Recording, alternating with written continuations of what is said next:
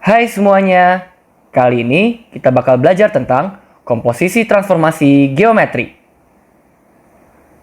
Komposisi transformasi itu adalah kumpulan dari transformasi yang dilakukan secara berurutan.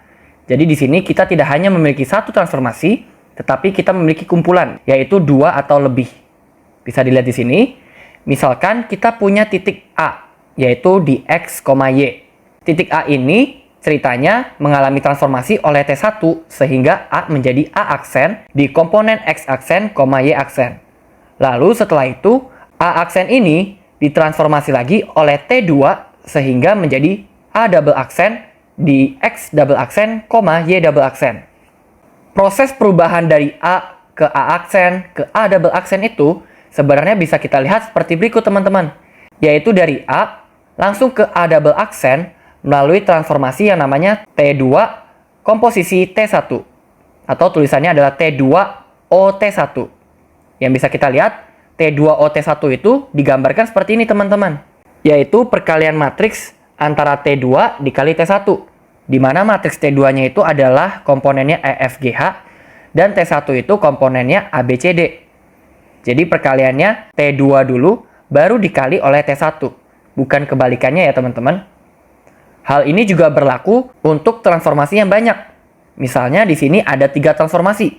Maka T3 OT2 OT1 itu adalah perkalian matriks dari T3 dikali T2 dikali T1. Selanjutnya, ketika kita sudah mentransformasi suatu objek, misalkan di sini objek B itu ditransformasi oleh matriks A, di mana isinya itu adalah ABCD, dan ini menjadi objek B aksen. Maka luas dari objek B aksen ini itu sama dengan mutlak dari determinan A dikalikan dengan luas dari objek B atau luas bangun B-nya. Di mana determinan dari A ini bisa dilihat adalah AD minus BC. Sekarang kita mau lihat contoh soal.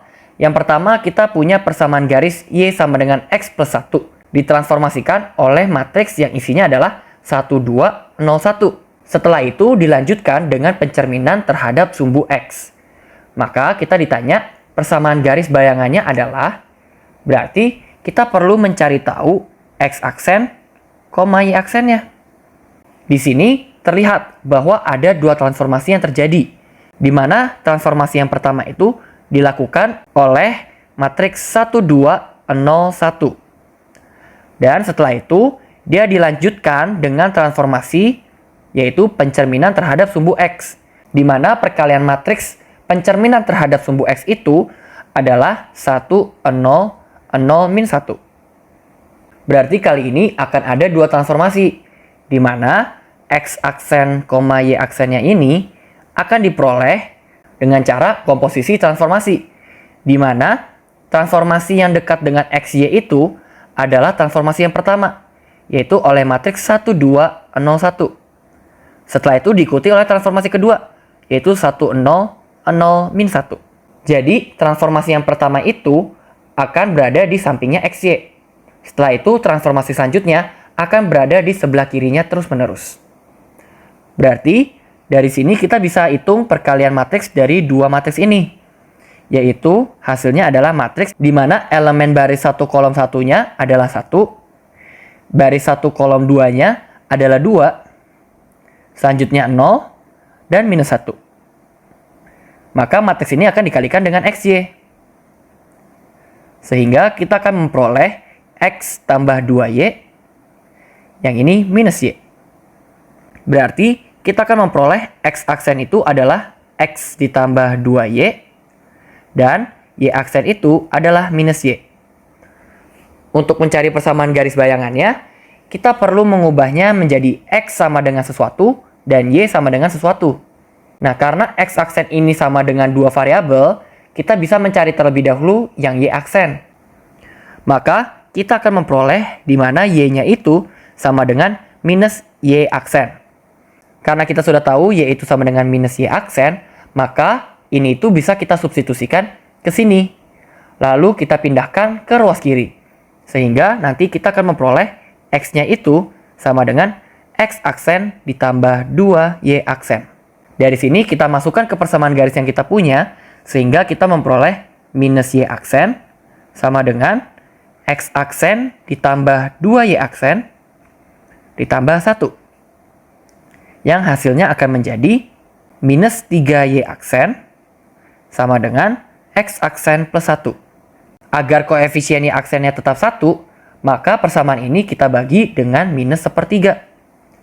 Sehingga kita akan memperoleh hasilnya adalah Y aksen sama dengan minus sepertiga X aksen dikurang sepertiga. Atau kita bisa tulis ini menjadi Y sama dengan minus 1/3 X dikurang sepertiga. Soal kedua, kita punya segitiga KLM, di mana koordinat K-nya itu berada di minus 1, minus 2, L-nya berada di 4, minus 2, dan M-nya berada di 4,0. Segitiga ini ditransformasikan oleh matriks minus 5, minus 4, 3, 2. Di sini kita ditanya luas segitiga hasil transformasinya. Maka pertama-tama kita perlu mencari tahu dulu segitiga KLM ini luasnya itu berapa. Gimana caranya? Kita bisa gambar terlebih dahulu. Misalkan kita punya bidang kartesiusnya seperti ini. Maka K-nya itu berada di minus 1, minus 2. Berarti berada di sini nih titik K-nya.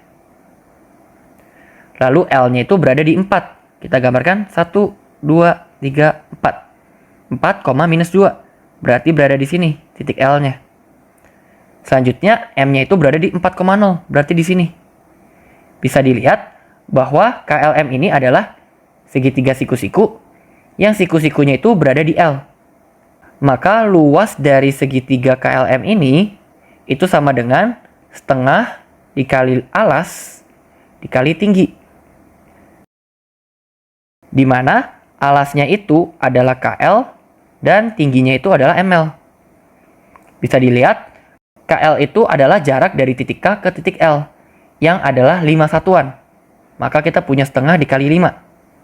ML itu adalah jarak dari titik M ke titik L yang adalah 2. Maka kita akan punya ML-nya adalah 2. Sehingga luas segitiga KLM itu adalah 5 satuan kuadrat.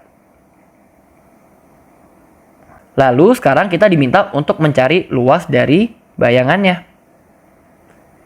Karena ini ditransformasi oleh matriks minus 5, minus 4, 3, 2, maka luas bayangan itu merupakan hasil perkalian dari luas segitiga KLM dikalikan mutlak dari determinan A-nya.